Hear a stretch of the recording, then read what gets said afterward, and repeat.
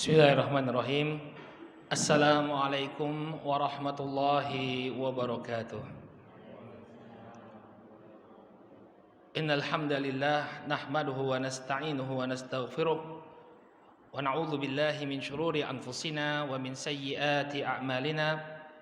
May yahdihillahu fala mudilla lahu wa may yudlil fala hadiya lahu. Asyhadu an la ilaha illallah wahdahu la syarika lahu wa asyhadu anna Muhammadan abduhu wa rasuluh sallallahu alaihi wa ala alihi wa sahbihi wa man ittaba'a hudahu ila yaumiddin, amma ba'd. Bapak dan ibu-ibu kaum muslimin wal muslimat yang semoga senantiasa dirahmati oleh Allah. Alhamdulillah, puji syukur kita panjatkan henti-hentinya kepada Allah Subhanahu wa taala atas segala nikmat yang telah Allah Subhanahu wa taala anugerahkan kepada kita semua, sehingga sampai saat ini kita masih bisa melaksanakan ketaatan demi ketaatan kepada Allah. Mudah-mudahan Allah Subhanahu wa taala menganugerahkan keistiqomahan kepada kita semua. Amin ya rabbal alamin. Bapak dan Ibu kaum muslimin wal muslimat rahimani wa rahimakumullah. Insyaallah kita akan kembali melanjutkan pelajaran kita membahas perjalanan hidup junjungan kita Nabi Muhammad sallallahu alaihi wa ala alihi wasallam. Pada pertemuan yang terakhir kita telah jelaskan alasan kenapa Nabi alaihissalam diutus di Jaziratul Arabiyah. Atau sebelumnya kita telah jelaskan apa makna Arab dan juga batas-batas dari Jaziratul Arabiyah. Kemudian kita sebutkan apa yang menjadi alasan kenapa Nabi SAW diutus di tengah-tengah bangsa Arab. Yang pertama kita sebutkan karena keberadaan Baitullah, kemudian keberadaan bahasa, ya, di mana di seluruh daerah di Jaziratul Arabiyah mereka berkomunikasi dengan satu bahasa, yakni bahasa Arab. Kemudian yang ketiga, umminya bangsa Arab, yakni mereka tidak bisa membaca dan menulis. Termasuk Nabi SAW tidak bisa membaca dan menulis. Ini menunjukkan orisinalitas ajaran yang dibawa oleh beliau. Semuanya berasal dari sisi Allah Subhanahu wa taala. Kemudian yang keempat kita sebutkan bahwa alasannya adalah bahwa bangsa Arab itu belum terkontaminasi dengan berbagai macam pemikiran filsafat, baik itu filsafat Yunani, filsafat Romawi atau filsafat Persia. Jadi mereka dari sisi itu masih polos, sehingga dakwah Nabi SAW bisa berfokus untuk membenahi akidah, membenahi tauhid yang rusak di tengah-tengah bangsa Arab. Kemudian yang kelima adalah letak strategis untuk memulai dakwah, dan yang keenam fanatisme kesukuan yang menjadi benteng untuk melindungi dakwahnya beliau alaihi salatu wassalam. Kemudian pada pertemuan yang terakhir kita telah sebutkan bahwa bangsa Arab terbagi menjadi tiga. Yang pertama bangsa Arab qadimah, yang di bangsa Arab yang terdahulu yang mereka telah punah, diazab oleh Allah Subhanahu wa taala. Kemudian di sana ada bangsa Arab aribah, yaitu bangsa Arab yang asli yang berasal dari negeri Yaman. Dan kemudian yang terakhir adalah bangsa Arab musta'ribah, bangsa Arab yang merupakan anak keturunan Nabi Ismail alaihissalam. Terakhir sampai sini ya pembahasan kita ya. Sampai Nabi Ismail dan Nabi Ibrahim membangun kembali Ka'bah. Nah, memang ada khilaf di kalangan para ulama. Sebenarnya siapa yang membangun Ka'bah pertama kali? Sebagian mereka mengatakan bahwa yang membangun Ka'bah pertama kali adalah Nabi Ibrahim dan Nabi Ismail. Ya. Namun yang lebih kuat insya Allah bahwa Ka'bah itu telah dibangun dari masanya Nabi Adam alaihissalam. Adapun yang dilakukan oleh Nabi Ibrahim dan Nabi Ismail, beliau hanya menaikkan kembali. Jadi pondasi Ka'bah itu sudah ada. Pondasi Ka'bah itu sudah ada. Namun seiring dengan perkembangan zaman, seiring dengan berjalannya waktu, maka Ka'bah itu runtuh. Ya, tinggal pondasi-pondasi, tinggal sisa-sisanya. Maka kemudian Nabi Ibrahim alaihissalam dibantu oleh putranya membangun kembali Ka'bah. Ya, membangun kembali Ka'bah. Maka di dekat Ka'bah itu, Bapak dan Ibu bisa lihat ada yang namanya Maqam Ibrahim yang diselubungi oleh kurungan berwarna emas. Banyak jamaah yang keliru. Mereka mengira bahwa Maqam Ibrahim ini adalah kuburannya Nabi Ibrahim. Karena maqam, katanya, oh makamnya Nabi Ibrahim. Ini keliru. Ya, barang siapa yang pernah melihat secara dekat, ya, apa yang dibuat kerangkengnya itu di dekat Ka'bah, maka akan melihat di sana ada 2 belah telapak kaki, bekas telapak kaki. Maqam itu Bapak dan Ibu artinya adalah tempat berpijak. Qama yaqumu, artinya apa? Berdiri. Jadi dahulu ketika membangun Ka'bah, Nabi Ibrahim alaihissalam ingin meninggikan Ka'bah, nggak cukup. Maka beliau bersandarkan atau menginjak sebuah batu. Nah, itulah batu itu yang menjadi maqam Ibrahim. Dulu letaknya dekat dengan Ka'bah. Tapi karena dia akan menghalangi orang yang tawaf, maka kemudian digeser sedikit, ya. Kemudian di sana disunahkan kalau kita umrah atau haji setelah tawaf, disunahkan setelah tawaf untuk sholat 2 rakaat di belakang maqam Ibrahim. Ya, rakaat yang pertama membaca qul ya ayyuhal kafirun, rakaat yang kedua membaca qul huwallahu ahad.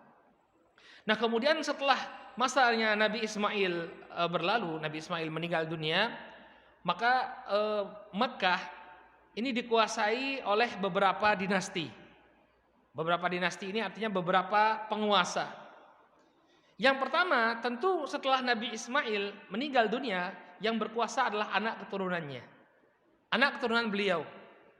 Ya, selama beratus-ratus tahun yang menjadi pemimpin di kota Makkah, yang menjadi mengurusi kebutuhan masyarakat di kota Makkah, itu adalah anak keturunannya Nabi Ismail alaihissalam. Sampai kemudian, nah inilah sejarah. Yang namanya sejarah itu seperti itu Bapak dan Ibu. Tidak ada suatu kekuasaan itu yang bisa langgeng. Kita bisa tahu ada namanya Persia, ada namanya Romawi. Beratus-ratus tahun, berabad-abad mereka memiliki kekuasaan yang demikian luas, superior. Ya, tapi akhirnya runtuh. Sekarang mana bangsa Romawi? Paling kita kalau bisa mengatakan Romawi itu sekarang Italia, negara Italia itu saja, kecil. Persia cuma Iran itu saja. Dulu padahal kekuasaannya sangat luas. Maka yang namanya kekuasaan itu tidak akan kekal abadi, pasti akan ada akhirnya. Maka kemudian anak-anak Ismail ini diganti oleh orang-orang Jurhum. Siapa orang-orang Jurhum? Orang-orang Jurhum ini adalah keluarga dari istrinya Nabi Ismail. Mereka adalah orang-orang asli Arab yang berasal dari Yaman aslinya. Akhirnya anak-anak Nabi Ismail ini berpencar-pencar. Sebagian mereka masih ada yang tinggal di Makkah, sebagian lagi pergi kemana-mana, ke berbagai tempat di Jaziratul Arabiyah. Di antara mereka ada yang membangun peradaban Nabatean, Al-Anbat, ya, yang membangun kota Madain Saleh. Nah, ini anak keturunannya Nabi Ismail, alaihissalam. Nah, kemudian selama dikuasai oleh Jurhum, ya, Jurhum ini zalim. Jurhum ini sangat zalim. Mereka mencoba mengambil keuntungan dari orang-orang yang berziarah ke Baitullah. Gimana? Harusnya kan orang yang berziarah ke Baitullah diperlakukan dengan baik. Tidak.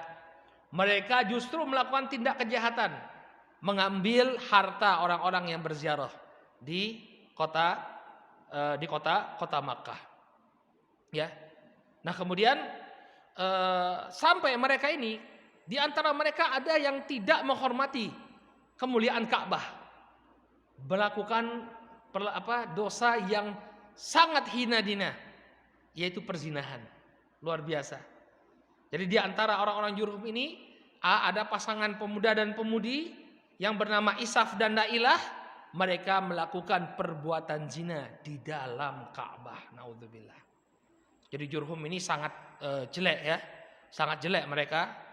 Ketika ada peziarah justru mereka rampok. Ketika Ka'bah itu jadi bangunan yang dimuliakan, di antara mereka ada yang berzina, namanya Isaf dan Nailah. Maka disebutkan oleh Aisyah radhiyallahu taala anha, Aisyah mengatakan tentang Isaf dan Nailah, ma zilna nasma anna Isafan wa Nailatan kana rajulan wa imra'atan min Jurhum. Kami, kata Aisyah, senantiasa mendengar. Jadi ini kisah yang diwariskan turun-temurun dari orang-orang terdahulu sampai ke masanya Rasul sallallahu alaihi wasallam. Sampai di masanya Aisyah. Katanya Aisyah radhiyallahu taala anha, kami selalu mendengar kisahnya Isaf dan Nailah, bahwa mereka berdua ini adalah seorang laki-laki dan seorang perempuan dari Bani Jurhum. Ahdatha fil Ka'bah. kemudian mereka melakukan perbuatan zina di Ka'bah. Famasahahumallahu ta'ala ya hajrain. Maka kemudian mereka berdua pun dijadikan oleh Allah Subhanahu wa taala menjadi batu, jadi patung. Nah, yang herannya oleh masyarakat jahiliyah, Isaf dan Nailah ini mereka adalah pelaku perzinahan, tapi justru mereka jadikan sesembahan. Nanti termasuk salah satu berhala yang diletakkan di dekat Ka'bah adalah berhala Isaf dan Nailah. Ada 360 berhala Bapak dan Ibu. Ketika Rasulullah SAW berhasil menaklukkan kota Makkah, ada 360 berhala yang mengelilingi Ka'bah. Di antaranya adalah berhala Isaf dan Nailah.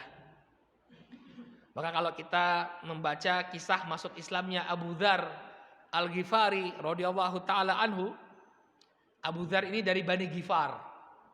Bani Ghifar itu dikenal sebagai suku yang suka merampok. Ya, sebelum mereka masuk Islam. Sehingga Abu Dzar Al-Ghifari ini orangnya pemberani. Kabilahnya kerjanya merampok ya. Nah, ketika dia tertarik untuk masuk Islam, dia menyelidiki siapa Rasulullah SAW. Artinya dia masuk ke Makkah. Lalu kemudian melihat ada sekelompok orang yang berdoa kepada Isaf dan Nailah ini tadi. Maka apa kata Abu Dzar Al-Ghifari? Kenapa ini dua orang gak kalian nikahkan saja? Kenapa ini Isaf dan Nailah kok malah kalian sembah? Nikahin saja daripada mereka berzina. Maka kemudian marahlah ya orang tadi, kemudian mereka melaporkannya kepada orang-orang Quraisy. Akhirnya Abu Dzar Al-Ghifari dikeroyok. Begitu dikeroyok, ada yang mengenali, "Hei, ini adalah Bani Ghifar, orang dari suku Ghifar. Kabilah kita melewati area mereka. Nanti kalau kita bunuh dia, habis kabilah kita nanti. Perjalanan dagang kita bisa terganggu. Ayo lepaskan." Akhirnya mereka melepaskan Abu Dzar Al-Ghifari. Nah, ini olok-oloknya Abu Dzar Al-Ghifari kepada penduduk Makkah. Ini kok kenapa pezina? Kenapa nggak kalian nikahkan saja? Mana kalian sembah katanya. Nah, ini kejadian yang terjadi di masa ketika Jurhum menguasai kota Makkah. Nah, tentu yang namanya kezaliman ini tidak disukai oleh manusia. Ya, ada nggak di antara kita yang senang dengan kezaliman? Tentu tidak ada. Baik itu kezaliman yang menimpa diri kita atau yang menimpa orang lain, pasti ada perasaan sebal. Nah, demikianlah yang terjadi pada Jurhum. Tidak semua orang-orang Arab ini merasa ridho dengan apa yang dilakukan oleh Jurhum yang semena-mena. Maka kemudian mereka bersepakat untuk mengusir Jurhum dari kota Makkah. Berserikatlah kabilah-kabilah Arab, di antaranya suku Bakar bin Abdi Manat bin Kinanah dengan suku Khuza'ah untuk menggulingkan Jurhum, untuk mengusir Jurhum. Akhirnya terjadi peperangan ya antara Bani Khuza'ah dan suku Bakar bin Abdi Manat melawan Jurhum. Dan ketika itu inilah Allah menakdirkan terjadinya pergantian kekuasaan. Jurhum yang telah berkuasa kemudian digantikan oleh orang-orang Khuza'ah. Bani Khuza'ah kemudian naik di sana, mereka menjadi pemimpin di kota Makkah. Hanya saja ketika itu Bapak dan Ibu yang dimuliakan oleh Allah, Jurhum ini memang seorang suku yang jelek. Ketika akan dikalahkan oleh Bani Khuza'ah dan Bani Bakar ibn Abi Manat, mereka mengubur sumur Zam-Zam. Jadi sumur Zam-Zam yang menjadi mata air kehidupannya orang-orang Makkah itu mereka kubur, sehingga hilang sama sekali, nggak ketemu lagi di mana mata air Zam-Zam ketika itu. Baru kemudian mereka kabur, melarikan diri dari kota Makkah. Ya, sehingga orang-orang Makkah mulai dari diusirnya Jurhum tadi, setelah terkuburnya air Zam-Zam, mata air Zam-Zam, mau tidak mau bangsa Arab harus hidup secara menderita. Atau orang-orang penduduk Makkah harus hidup dengan penuh kesabaran. Mereka mendapatkan cobaan yang luar biasa karena perlakuan orang-orang Jurhum. Jadi mereka harus mencari air ke gunung, mencari air ke tempat yang jauh, membuat sumur-sumur di tempat yang berada di luar kota Makkah. Padahal sebelumnya mereka memiliki sumber air yang sangat luar biasa. Sampai sekarang loh Bapak dan Ibu. Coba lihat berapa galon atau berapa apa ukurannya kalau air itu ya. Berapa banyak air yang dibawa dari sumur Zam-Zam. Orang umroh, kemudian ada yang di Mekah, ada yang di Madinah. Gak habis-habis. Nah ini dikubur oleh orang-orang Jurhum. Ya. Tapi ya sudah dikuburkan nanti baru di zamannya Abdul Muttalib nanti barulah sumur Zam-Zam itu ditemukan kembali. Jadi selama beratus-ratus tahun mereka hidup tanpa keberadaan Zam-Zam. Nah ketika Jurhum pergi maka kabilah Khuza'ah yang menjadi pemimpin di kota Makkah, ada yang mengatakan bahwa Khuza'ah ini berkuasa selama 500 tahun, ada pula yang mengatakan mereka berkuasa selama 800 tahun. Nah ini suatu hal yang perlu kita perhatikan Bapak dan Ibu. Kebanyakan sejarah yang terjadi atau peristiwa-peristiwa yang terjadi sebelum Rasul Shallallahu Alaihi Wasallam diangkat menjadi nabi, ini kebanyakannya tidak tercatat secara tahun berapa. Ini perlu diketahui. Jadi para ulama itu hanya memperkirakan saja.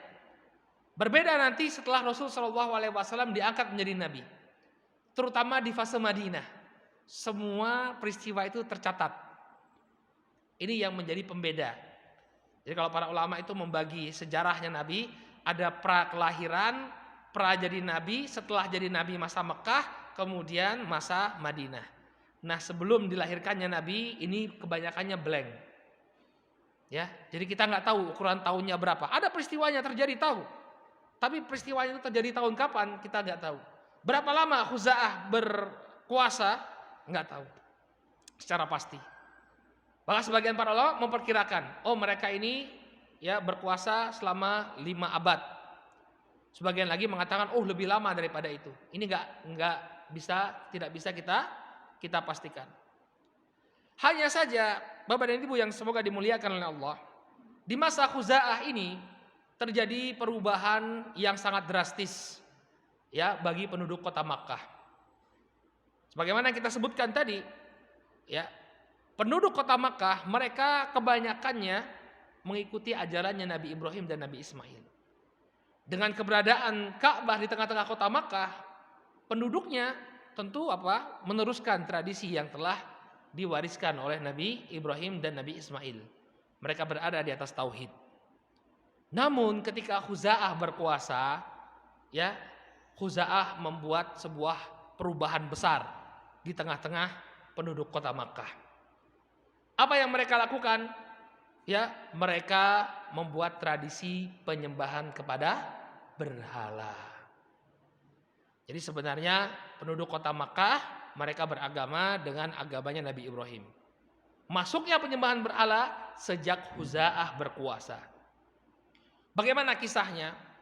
Ketika itu Khuza'ah dikuasai oleh seorang pemimpin. Mereka memiliki seorang pemimpin. Namanya adalah Amr bin Luhai al-Khuzai. Al-Khuzai itu nisbat kepada Khuza'ah. Nah Amr bin Luhai ini dia semacam role model pemimpin. Dia memiliki banyak keutamaan.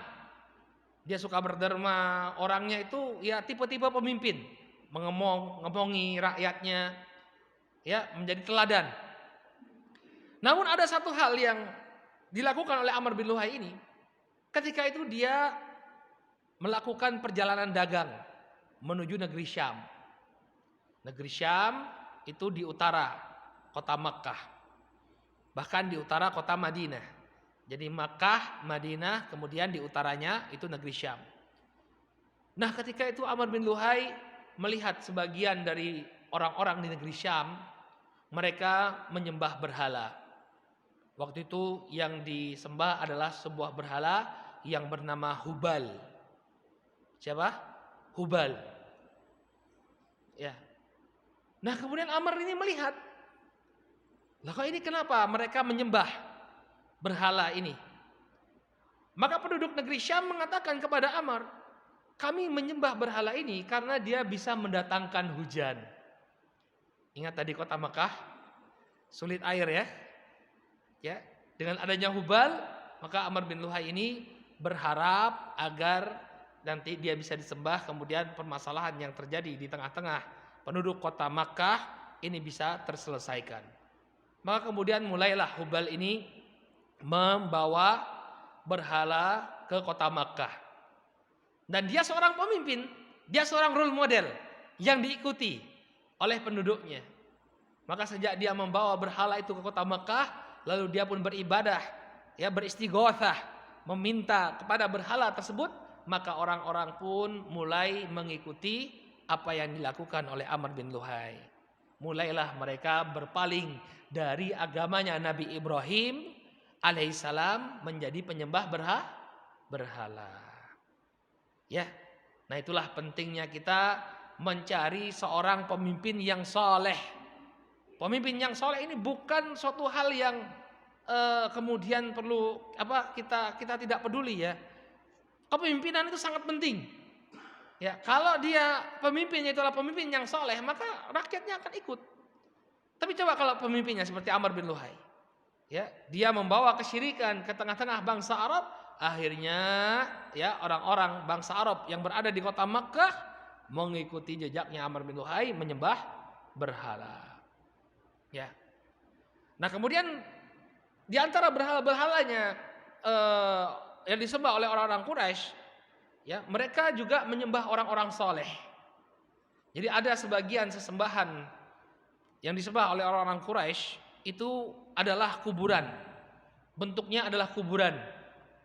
Ada sebuah berhala yang disebut sebagai Latta. Kan ada Latta, Uzza, Manat. Ini 3 berhala yang disembah oleh orang-orang Arab ketika itu. Nah, Latta ini awalnya adalah seorang yang soleh. Seorang yang suka membuat adonan roti. Jadi ketika orang-orang itu melakukan ibadah haji, kan kita katakan tadi bahwa mereka walaupun sudah masuk ke dalam agama kesyirikan, ya sudah menjadi musyrikin, tapi sebagian tradisinya Nabi Ibrahim tetap mereka jalankan. Di antaranya ibadah haji. Nah, ketika mereka pergi menunaikan ibadah haji, Latta ini suka membagi-bagikan roti, membagi-bagikan makanan kepada para jamaah haji. Dan kebiasaan ini sampai sekarang masih kita dapatkan dari sebagian penduduk kota Makkah. Ya, yang pernah umrah sering lihat kadang-kadang ada mobil bak terbuka. Ya, ketika jamaah pulang sholat zuhur, bagi-bagikan air minum dingin, bagi-bagikan nasi ayam, ya, nasi kebuli. Jadi kalau di sana itu bagi-bagi nasi itu nasi kebuli, ya. Nah, ketika itu Latta ini juga seperti itu, dia membagi-bagikan roti. Maka kemudian Latta ini ketika dia meninggal dunia, orang-orang beriktikaf di kuburannya, mencari keberkahan, ngalap berkah dari si Latta. Maka lama-kelamaan Latta pun menjadi salah satu berhala yang disembah oleh oleh orang-orang penduduk Makkah. Jadi asal muasalnya itu adalah sikap berlebihan kepada orang yang saleh. Ya, kuburannya dibangun kemudian mereka ngalap berkah di sana, lama-kelamaan menjadi berhala.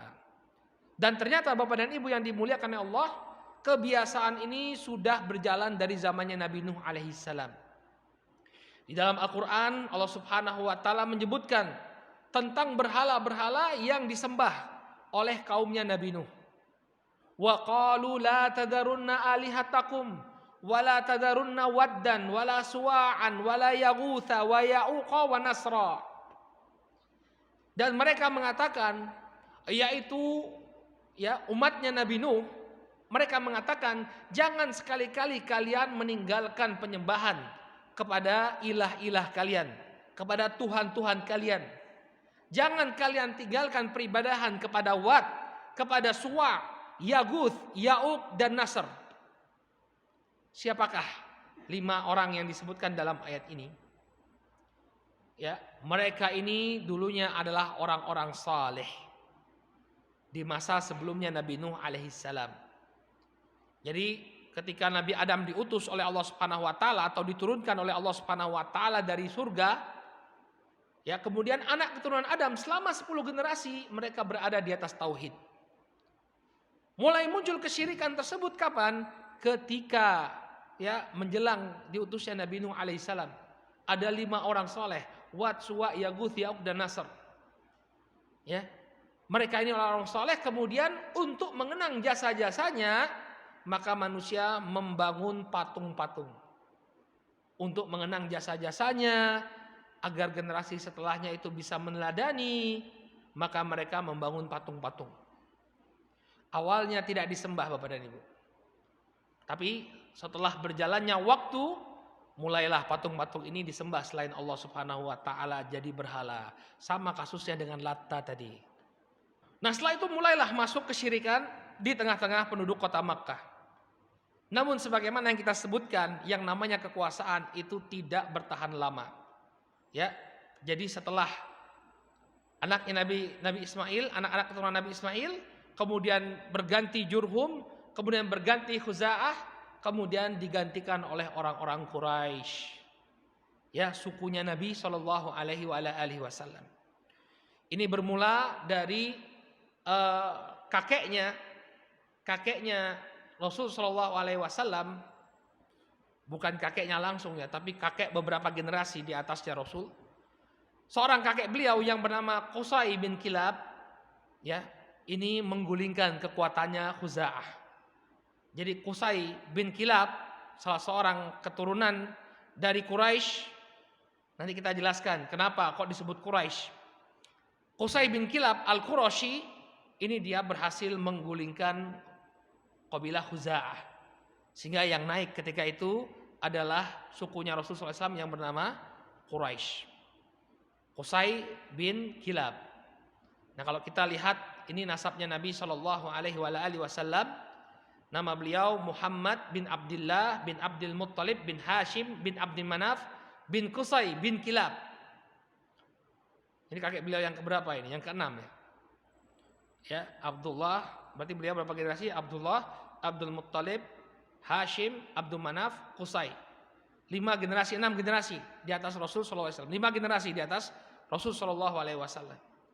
Maka mulailah di masa Qusay ini suku Quraisy menguasai kota Makkah. Mereka pun sebenarnya layak untuk menjadi penguasa kota Makkah. Kenapa? Karena mereka masih anak keturunannya Nabi Ismail. Kalau ditrace lagi, ini kelebihannya orang Arab. Orang Arab dari zaman dahulu mereka sangat menjaga nasabnya. Makanya jangan heran kalau ada orang Arab di tengah-tengah kita, kalau disuruh nyebutin nama kakeknya, dia bisa sampai kepada generasi Rasulullah SAW atau lebih daripada itu. Kenapa? Karena orang-orang Arab itu sangat menjaga nasab. Di masa Nabi saya, coba kita lihat di atas. Muhammad bin Abdullah bin Abdul Muttalib bin Hashim bin Abdul Manaf bin Qusay bin Kilab bin Murrah bin Ka'ab bin Lu'ay bin Ghalib bin Fihr bin Malik bin Nadhr bin Kinanah bin Khuzaimah bin Mudrikah bin Ilyas bin Mudhar bin Nizar bin Ma'ad bin Adnan. Sekian generasi terjaga nasabnya. Ya. Adnan ini kata para ulama, ya, dia berada 1 abad sebelum Nabi Isa alaihissalam. Berarti abad pertama sebelum Masehi. Masih bisa ditrace. Nabi SAW itu kalau di Masehi kan sekitar tahun 570-an. Tapi 500 ya separuh, setengah milenial itu masih bisa ditrace nasab beliau. Kalau kita berapa generasi Bapak dan Ibu? Coba yang bisa tahu kakeknya yang ke-6 siapa? Ya, kecuali kalau keturunan bangsawan mungkin ya. Keturunan keraton, nah itu mungkin bisa karena yang penting sudah sampai ke sultan siapa sudah bisa naik ke atas. Ya, minimal sampai Sultan Agung Hanyokro Kusumo. Ya, tapi kebanyakan kita nggak tahu. Saya saja cuma bisa 3 generasi saya. Coba sampai kakek buyut. Nah, Rasulullah SAW dan bangsa Arab mereka menjaga nasab. Nah, Qusay bin Kilab inilah yang kemudian menggulingkan Khuza'ah. Sehingga kemudian setelah itu kekuasaan berada di suku Quraisy. Ya, suku Quraisy. Nah, kemudian Quraisynya itu sendiri diambil dari mana? Kenapa kok sukunya Qusay bin Kilab ini disebut sebagai Quraisy? Ya, Para ahli sejarah ini berbeda pendapat.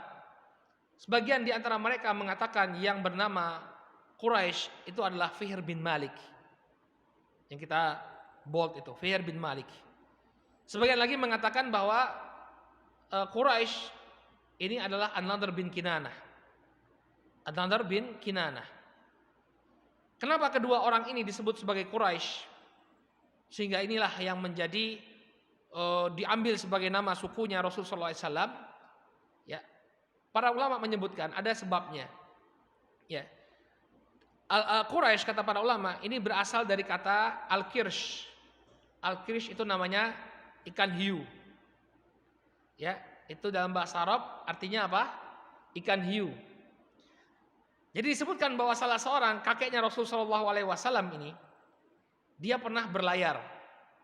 Kemudian di tengah perjalanan ketika berlayar naik seekor ikan hiu ke dalam kapal. Lalu ikan hiu ini mengamuk. Bayangkan ada ikan hiu naik mengamuk. Kemudian yang bisa menguasai atau mengalahkan ikan hiu tadi adalah kakek Rasulullah SAW. Entah itu yang bernama Fihr bin Malik atau An-Nadhr bin Kinanah. Dia bisa mengalahkan ikan hiu tadi. Sehingga kemudian orang-orang memberikan julukan kepada dia Quraisy. Dari kata al-kirsh, yaitu apa? Ikan hiu. Ya, sehingga kemudian inilah lakop yang kemudian dipakai oleh dia dan anak keturunannya. Anak keturunannya adalah anak keturunan Quraisy disebut Al-Qurashi. Kemudian ada yang mengatakan bahwa suku Quraisy kenapa dia diberikan label Quraisy? Karena mereka ini bisa mengumpulkan suku-suku yang lain. Berada di bawah kekuasaannya. Dari kata takrish. Ya, dari kata takrish artinya dia mengumpulkan. Dia bisa mengumpulkan orang-orang berada di bawah kekuasaannya. Semua orang tunduk dan patuh kepada Quraisy.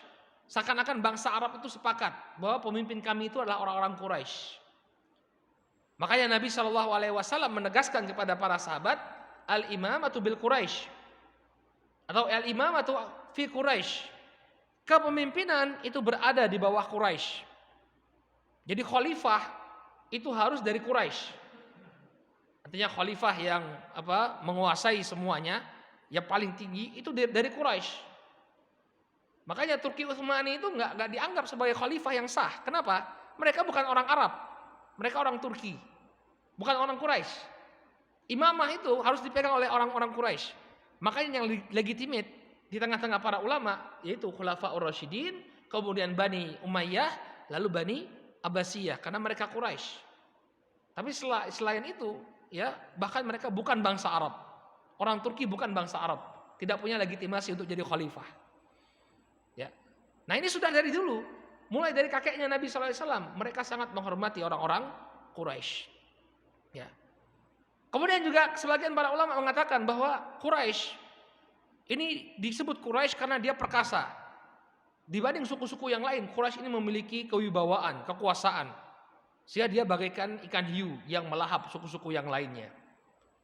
Atau yang keempat kata para ulama, Quraisy diambil dari kata at-taqarish yang artinya perdagangan. Kenapa mereka disebut Quraisy? Karena mereka suka melakukan perdagangan. Ya, li'ila fi Quraisy ila fihim rihlatash syita'i was-shaif. Yang mereka melakukan perjalanan dagang di musim panas, di musim dingin dan di musim panas. Ya, kalau musim dingin mereka ke Yaman, kalau musim panas mereka ke negeri Syam. Kebiasaan mereka berdagang karena Makkah ini sangat kering dengan sumber daya alam. Jadi mau tidak mau mereka harus menghidupkan kota Makkah dengan suatu usaha. Apa usahanya? Yaitu dengan perdagangan. Makanya mereka dikenal sebagai bangsa Quraisy dari kata Taqarish. Inilah beberapa sebab yang disebutkan oleh para ulama mengapa suku tersebut disebut sebagai suku Quraisy. Ya, anak keturunannya Fihr bin Malik atau An-Nadhr bin Kinanah disebut sebagai bangsa Quraisy. Nah, setelah Bani Khuza'ah digulingkan oleh Qusay, maka Qusay ini membuat beberapa kebijakan. Beliau membagi-bagi tugas. Ya, ada yang bertugas untuk melayani para jemaah haji, ada yang bertugas untuk memberikan air, ada yang bertugas untuk menjaga keamanan. Dan juga ada satu hal yang sangat fundamental ditetapkan oleh Qusay ini, dia membentuk sebuah parlemen yang mana para pemuka-pemuka Arab ketika itu berkumpul di tempat tersebut untuk membicarakan urusan yang berkembang di tengah-tengah penduduk kota Makkah. Maka beliau membuat suatu lembaga yang bernama Darun Nadwah. Nanti kita akan banyak mendengar penyebutan lembaga ini, Darun Nadwah. Di antaranya usaha pembunuhan Nabi Shallallahu Alaihi Wasallam itu dimusyawarahkan di Darun Nadwah ini nanti. Ya, siapa yang membangun? Kakeknya beliau, namanya Qusay bin Kilab. Nah, kemudian kehidupan masyarakat jahiliyah ketika itu banyak sekali keburukan-keburukan yang terjadi di tengah-tengah mereka. Di antaranya yang paling utama adalah kesyirikan dalam berbagai macam bentuk. Dalam bentuk penyembahan berhala, perdukunan, menggunakan jimat-jimat. Jadi bangsa Arab jahiliyah terbiasa. Ya, mereka itu kalau mau melakukan sesuatu ngelihat arah pergerakan burung. Kalau ada burung yang terbang ke kanan, mereka melanjutkan perjalanan. Kalau burung yang terbang ke kiri, mereka mengurungkan. Ya, sama dengan sebagian orang yang ngelihat dulu, wah ini udah masuk bulan Suro, jangan nikah. Sama kebiasaannya dengan kebiasaan orang jahiliyah. Kemudian juga mereka punya fanatisme kesukuan, sulit sekali bersatu. Bangsa Arab itu adalah petarung-petarung yang luar biasa. Tapi kenapa mereka tidak bisa menjadi sebuah hegemoni di dunia? Karena nggak bisa bersatu. Ya, buktinya apa? Ketika dipersatukan oleh Islam, apa yang terjadi? Bangsa Arab menggulingkan Persia, mengalahkan Romawi, bahkan kekuasaannya sampai ke Spanyol. Kenapa mereka seperti itu? Karena suka berpecah belah. Sampai sekarang kan kita lihat di Timur Tengah itu, nggak rukun negara-negara Arab, ya saling berperang. Ya, nah itu dari zaman dahulu. Makanya yang bisa mempersatukan itu sebenarnya bukan nasionalisme Arab, tapi apa? Keislaman. Kalau semuanya berpegang teguh pada ajaran Islam yang benar, maka niscaya mereka akan bangkit kembali menjadi penguasa dunia. Insya Allah tentang masyarakat Arab jahiliyah ini akan kita bahas dan juga kita akan masuk ke dalam pembahasan yang baru insya Allah, yakni tentang kisah pasukan gajah. Ya, kisah pasukan gajah. Kenapa tahun kelahirannya Nabi SAW itu disebut sebagai tahun gajah? Nah, ini ada kisah di baliknya. Jadi insya Allah pertemuan yang akan datang kita akan selesaikan tentang kehidupan masyarakat jahiliyah, apa keburukan dan kebaikan yang ada pada mereka, dan insya Allah kita akan jelaskan pula tentang peristiwa pasukan gajah biidznillah taala. Ya, nggak terasa ya, cuma berapa 35 menitan paling kajian ya. Baik, kita cukupkan dulu sampai di sini, mudah-mudahan bermanfaat. Subhanakallahumma wa bihamdika asyhadu an la ilaha illa anta astaghfiruka wa atubu ilaik. Assalamualaikum warahmatullahi wabarakatuh.